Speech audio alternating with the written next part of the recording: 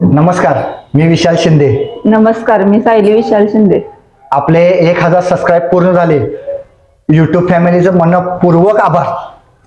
एक किस्सा शेअर करायचा होता, त्यानिमित्तानं विषय असा झाला की 4 दिवसापूर्वी एका ठिकाणी जायचं ठरलेलं. मित्राचा फोन आलता की बाबा असं असं जायचं ठरलंय, पूर्ण फॅमिली आहे माझी पण, आणि तू यायला लागते, तू चल समजून. म्हणलं ठीक आहे म्हणलं.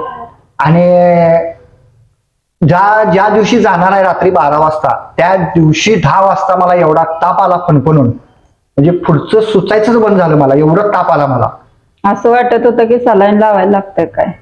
मग मी दोस्ताला फोन केला, म्हणलं असाचा प्रॉब्लेम झालाय म्हणलं, आणि तू जाऊन ये जा म्हणलं, मला येता येणार नाही. तो म्हणला असलं काय सांगू नकोस, काहीतरी ऍडजस्ट कर आणि संगत चल. घरात विचारलं, घरात पण सांगितलं असंच झालंय म्हणलं. मग घरातले पण म्हणले आता बोललायस, मागं फिरू नको, जा आता. बायको पण लागली, आता आपण बोललोय जाऊया. आता ह्याच्या आधी 4 वर्ष जायचं म्हणतो, तो जायचं काय होत नव्हतं. म्हणजे कसं बसत अचानक त्या दोस्ताचा फोन आला, ठरलं, त्यात मला ताप आला, कॅन्सल होत होतं, त्यातनं पण उठून गेलो. म्हणजे ही सगळी माझी परीक्षाच होती. आणि जसं जसं ते लोकेशन जवळ येईल तसं तसं म्हणजे माझा ताप कमी येत गेलता. कमी म्हणजे पूर्ण कमी गे असं म्हणजे मला काय झालंच नव्हतं, असंच झालं माझं सगळं. तर आम्ही सौंदतीला गेलतो.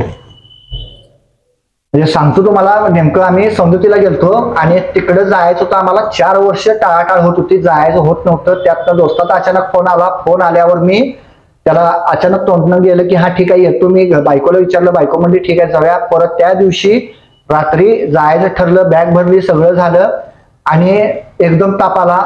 सलाईन लावायला लागते का काय असं कंडिशन झाली. मग परत त्याला फोन लावल्यावर तो म्हणला मला काय सांगू नको, चल तू. जसं जसं जवळ जाईल तसं तसं आम्ही म्हणजे तापच गेला. नंतर मग आम्ही तिथं ते एने कुंड्याजवळ तिथं गेलो, तिथं आंघोळ वगैरे केली. नंतर परत मग सगळं निम वगैरे नेसून सगळं आमचं झालं. मग नंतर देवदर्शनाला गेलो. तर देवदर्शनाला मला वाटलं की बाबा आता एवढा आपला ताप होता, आता काय करायचं. तर बाबा म्हणजे तिथं सांगायचं म्हणजे तुम्हाला हजारोनं पब्लिक होतं. 9 वाजता आम्ही बारीत उभारलेलो.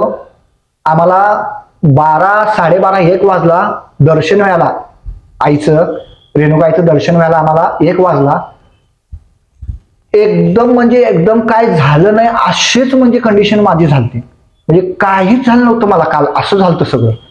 म्हणजे तिनं मला म्हणजे 4 वर्ष माझे गेले, ते काही म्हणजे तिचं हे झालं नाही. पण ज्या दिवशी घडून आलं त्या दिवशी तिनं जे परीक्षा बघितली देवीनं, आईनं, त्यातनं सगळं म्हणजे तिनं स्वतः सगळं आम्हाला त्या परीक्षेतनं तिनं स्वतःच पास केली आम्हाला. म्हणजे एवढी म्हणजे अनुभव आम्हाला एवढा जबरदस्त आणि खतरनाक परवा दिवशी आम्हाला आलता.